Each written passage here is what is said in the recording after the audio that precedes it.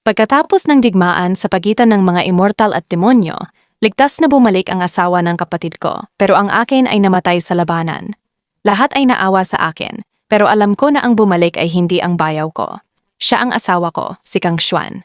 Magkamukha sila ng bayaw ko, at dahil sa kanilang magkatulad na lakas, walang nakapansin. Ipinaliwanag sa akin ni Kang Xuan, Feng Yin, ginagawa ko ito para sa mas nakararami.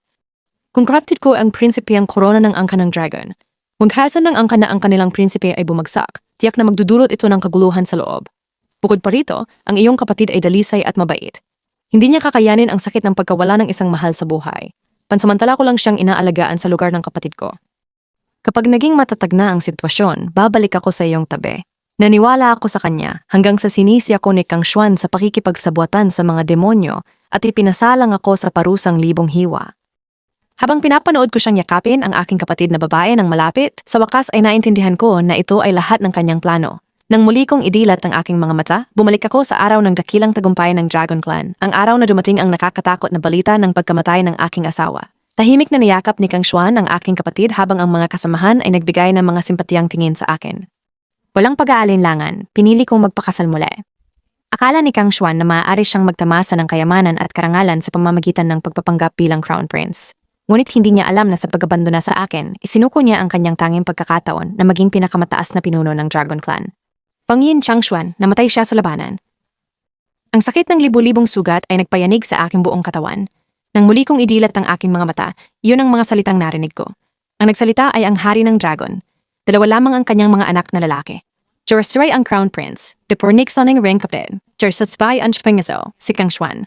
Ngayon, nakaupo ang Dragon King sa trono, nakatingin sa kabaong sa harap niya, ang kanyang mukha ay puno ng dalamhati. Pero hindi ko mapigilan ang aking tuwa. Ako ay muling isinilang. Bago pa ako makapagsalita, narinig ko ang boses ng kapatid ko mula sa tabi ko. Ate, alam kong nagdadalamhati ka. Kung gusto mong umiyak, ilabas mo lang. Tumingin sa akin ang kapatid ko. Kahit na may awa sa kanyang mukha, ang kanyang pulbos na pisngi ay payapa. Tumingala ako, dumaan ang tingin ko sa kanya patungo sa lalaking nasa tabi niya. Hindi iyon ang bayaw ko. Masayang ko raktar na kabong na iyon. Ang lalaking nasa harap ko ay ang aking asawa, si Kang Xuan. Ang lalaking dapat ay yakap-yakap ako ay ngayon hawak ang kamay ng aking kapatid. Magkahawak ang kanilang mga daliri. Nang maramdaman ang aking titig, tumingin siya sa akin. Kunwaring nagulat ang kanyang mga mata. Napangisi ako sa loob. Ang pag-arte ni Kang Xuan ay kasing husay pa rin ng dati. Sa huling buhay ko, kahit naramdaman kong may mali, matagal bago ko naimbestigahan at naglakas loob na kumpirmahin na ang lalaking nasa tabi ng kapatid ko ay si Kang Xuan. Pero ngayon, nakita ko na agad ang totoo sa kanya. Biglang isang iyak ang umalingaw-ngaw sa bulwagan. Anak ko, inihagis ng Dragon Queen ang sarili sa kabaong habang ang malalaking luha ay gumugulong sa kanyang pisngi. Pagkatapos ay itinuro niya ako, ikaw ang may kasalanan, ikaw ang malas, isinumpa mo ang anak ko hanggang sa mamatay. Hindi kami kailanman nagkasundo ng Dragon Queen. Akala niya hindi ako mahinhin o elegante para sa anak niya. Minsan akong nag-alala tungkol dito. Nangako sa akin si Kang Xuan, kung magkaaway man kayo ni Ina, palagi akong papanig sa iyo, kahit ano paman. Pak, sinampal ako ng Dragon Queen ng malakas sa mukha. Hindi pa siya kontento, itinaas niya ang kanyang kamay para muling manakit. Nakalimutan ng Dragon King ang kanyang kalungkutan at agad na inutusan ang mga bantay na makialam. Tama na! Nagkagulo ang eksena. Mula simula hanggang wakas, hawak ni Kang Xuan ang kamay ng kapatid ko, tahimik na nakatayo sa gilid. Para bang nag-aalala pa siya na baka matakot ang kapatid ko. Kumuha siya ng kumikinang na bato ng espiritu ng tubig mula sa kanyang damit at iniabot ito sa kanya na parang isang kayamanan. Inaamo siya sa mababang boses. Xiaoru, inihanda ko ito, lalo na para sa'yo. Isang mapait na ngiti ang sumilay sa aking mga labi. Ang mga phoenix ay mga nilalang ng apoy, ngunit palagi kong hinangad ang isang water spirit stone. Sa huling buhay ko, nakiusap ako kay Kang Xuan na dalhan ako ng isa. Nangako siyang gagawin niya, pero hindi ko ito natanggap. Kaya hindi pala niya ito hindi nahanap. Hindi niya talaga balak ibigay ito sa akin, kahit na hindi naman ito kailangan ng kapatid ko. Kahit na minsan niyang ipinangako na palaging poprotektahan ako, ngayon ay nakatayo lang siya at walang ginagawa. Napansin ang aking tingin, itinago ng kapatid ko si Kang Xuan sa likod niya, may bahid ng pagkadismaya sa kanyang mukha. Pinaalalahanan niya ako. Ate, bakit ka patuloy na nakatingin sa asawa ko? May tanong sa'yo si Bienan. Pagod na nagsalita ang hari ng dragon. Feng Yin, ayon sa tradisyon, kapag namatay sa labanan ang isa sa mag-asawa, ang isa ay dapat magluksa ng 100 taon. Hindi kita pipilitin, pero kailangan kong itanong, ano ang mga plano mo? Umiling ako. Pinili ko ang pangalawang landas. Magpapakasal ulit ako. Natahimik ang bulwagan. Lahat ay nakatingin sa akin na hindi makapaniwala. Si Kang Xuan ang unang nagsalita. Katawa-tawa.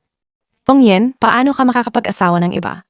Sa pagkakataong ito, parehong naramdaman ng Dragon King at ng aking kapatid na may kakaiba. Bagamat naguguluhan, sinabi ng Dragon King ng may pag-iingat, Changyi, ito ay personal na usapin ng iyong hipag. Siya ang dapat magdesisyon. Hindi makapagsalita si Kang Xuan, nagawa lang niya akong titigan. Mas nag-aalala pa ang aking kapatid kaysa sa kanya. Lumapit siya ng isang hakbang, puno ng paghatol ang kanyang mga mata. Feng Yin, kakamatay lang ng iyong asawa. Hindi pa man lumalamig ang kanyang katawan. Sa halip na magluksa, nagmamadali ka ng magpakasal muli. Kung kumalat ang balitang ito, gusto mo bang isipin ng mga tao na lahat ng mula sa angkan ng Phoenix ay kasing walang puso mo? Tinitigan ako ng reyna ng dragon nang may galit. Kung hindi lang pinilit ni Kang Xuan na pakasalan ka, hinding-hindi ko papayagan ng isang ahas na tulad mo sa pamilyang ito. Kalma kong sinagot. Kung mahal talaga ako ni Kang Xuan noong nabubuhay pa siya, tiyak na ayaw niyang sayangin ko ang buhay ko sa pagluluksa bilang balo. Magpapakasal ulit ako. Nagsimula si Kang Xuan nang may pag-aalala. Ikaw, pinutol siya ng Dragon King. Tama na, dahil nakapagdesisyon na si Feng Yin, susundin natin ang kanyang gusto. Gayunpaman, may kasunduan ng mga angkan ng Dragon at Phoenix. Maaari kang magpakasal muli, Feng Yin, ngunit kailangan mong pumili ng lalaki mula sa aking angkan ng Dragon. Humarap ako sa malawak na karamihan at nagtanong sa malinaw na boses, meron bang nais magpakasal sa akin? Walang lumapit. Ang ilan na gustong lumapit ay hinila pabalik ng kanilang mga pamilya. Ang iba ay tumingin sa akin na parang nakakita ng ahas at agad na umiwas ng tingin. Naramdaman ko ang kirot ng kawalan ng magawa. Pinigyan lamang ako ng langit ng 2 landas, pagiging balo o muling pag-aasawa. Talaga bang hindi mababago ang kapalaran? Nakita ito ni Kang Xuan at hindi napigilang mang-asar. Feng Yin, walang naglalakas loob na magpakasal sa isang babaeng walang pananampalataya tulad mo. Mas mabuti pang maging mabuting balo ka. Ang tono niya ay puno ng katiyakan at ito'y nakakasuka. Biglang may bumaba mula sa langit. Ako ay handa. Tiningnan ko ng mabuti at nakita kong ito ay ang Diyos ng digmaan ng angkan ng dragon, si Long Xiao. Siya ay may kilalang reputasyon bilang isang Diyos ng pagpatay, ngunit ngayon siya ay nakaluhod sa isang tuhod, seryosong nagsasalita sa hari ng dragon. Mahal na hari, handa akong pakasalan si Feng Yin. Agad na nag-init ang ulo ni Kang Xuan. Long Xiao, ano bang pakialam mo dito? Hayaan mong bigyan kita ng palakaibigang babala. Kakamatay lang ng kapatid ko at nagmamadali ng magpakasal muli si Feng Yin. Nangangahas ka bang dalhin ang babaeng iyon sa iyong tahanan? Hindi ka ba natatakot na sumpain ka rin niya hanggang mamatay? Humakbang si Long Xiao sa harap ko, nakakunot ang noo. Mahal na prinsipe, si Feng Yin ay iyong hipag. Sa halip na alagaan siya, gumagawa ka ng mga paratang laban sa kanya. Matigas si Kang Xuan. Sinasabi ko ang totoo, hindi siya pinansin ni Long Xiao at pumaling sa akin. Feng Yin, papakasalan mo ba ako? Magiging tapat ako sa iyo sa lahat ng aking buhay at mananatili sa iyong tabi. Hayaan ang makalangit na tao ang maging saksi ko. Kung sirain ko ang pangakong ito, naway tuluyang masira ang aking kaluluwa. Nanginig ang puso ko. Nakita ko ang determinasyon sa kanyang mga mata at hindi ko napigilang tumango. Oo, nang maayos na ang lahat, wala nang dahilan si Kang Xuan para tumutol pa. Si Long Xiao at ako ay nagbuo ng aming kasal sa mismong lugar. Nang makita ang bagay na natapos na, kumaway ang Dragon King sa akin ng pagod na kamay. Umalis ka na. Pagkatapos ay inihayag niya sa karamihan. Ako ay matanda na at nawalan ako ng anak. Wala na akong lakas para maging Dragon King. Sa loob ng 3 araw, ipapasa ko ang trono kay Kang Yi. Ang pangalan ni Kang Yi ay pangalan ng bayaw ko, na ngayon ay inagaw ni Kang Xuan. Pinag-isipan ko ito. Sa huling buhay ko, hindi kailanman ipinasa ng Dragon King ang trono sa kanya kahit noong pinapatay na ako ni Kang Xuan. Bakit nangyayari ito nang mas maaga ngayon? Bago ko pa maisip pa, habang paalis na ako, dumaan si Kang Xuan sa tabi ko kasama ang karamihan. Direct Comsiano Monyo Norexi. Ikaw, malandi, pagsisisihan mo ito balang araw. Rekatingzyong, umistil maraks palasyo ni Kang Xuan patungo sa teritoryo ni Long Xiao. Nagchismisan ang mga tagapaglingkod sa isa't isa. Ang Diyos ng digmaan ay mahusay sa lahat ng paraan maliban sa kanyang mahinang paghatol.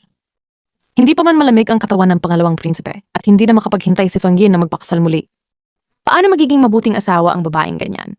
Hindi ba't sinabi ng Dragon Queen na si Feng Yin ay malas na nagdadala ng kamatayan sa kanyang mga asawa? Talagang natatakot ako para sa Diyos ng digmaan. Nakinig ako sa usapan sa labas ng aking bintana na may kalahating ngiti. Pagkatapos ay tinulak si Long Xiao gamit ang aking baba, tinutukso ang sarili. Ang panghabang buhay na reputasyon ng Diyos ng digmaan ay nasira na ngayon dahil sa akin. Kumunot ang noo ni Long Xiao. Huwag kang magsalita ng kalokohan. Feng Yin, bigyan mo ako ng kalahating araw. Sisiguraduhin kong hindi mo na maririnig na nagsasalita sila ng masama tungkol sa iyo sa likod mo. Bumuntong hininga ako. Wala akong pakialam.